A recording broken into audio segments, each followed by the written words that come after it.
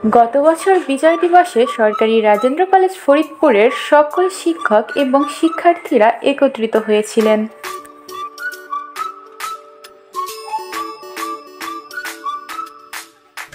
বিজয় rally শেষ করে 1 minute নীরবতা পালন করা হয়েছে এবং তারপরই জাতীয় সঙ্গীত পরিবেশন করা হয়েছে, যেখানে অংশগ্রহণ করেছিলেন সকল বিভাগের শিক্ষক এবং শিক্ষার্থীরা।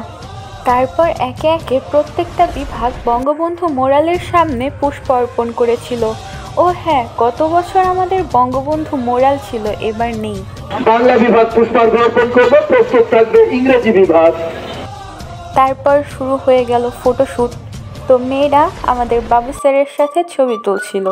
তো মেয়েদের একটাই কথা বলতে চাই, যতই ছবি তুলো না কেন, স্যারের পাঞ্জাবির সাথে কিন্তু আমার শাড়ির কালারটা মিলে গেছিল।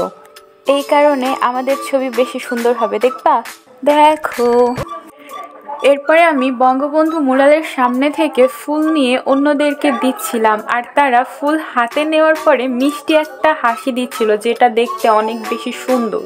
প্রথমে আমি একটা লাল পরীকে ফুল দিয়েছি, তারপর মিষ্টি একটা মেয়েকে ফুল দিয়েছি যার হাসি অনেক সুন্দর, আর এরপর আমার মতনই ঠিক চাশমিশ একটা কিউট মেয়েকে ফুল দিয়েছি। এই বলে কিন্তু এটা না যে আমি কোনো ছেলেকে ফুল দেইনি, দেখেন আমি একটা ছেলেকেও ফুল দিয়েছি আর সে অনেক কিউট। সকলকে বিজয় দিবসের শুভেচ্ছা, টাটা।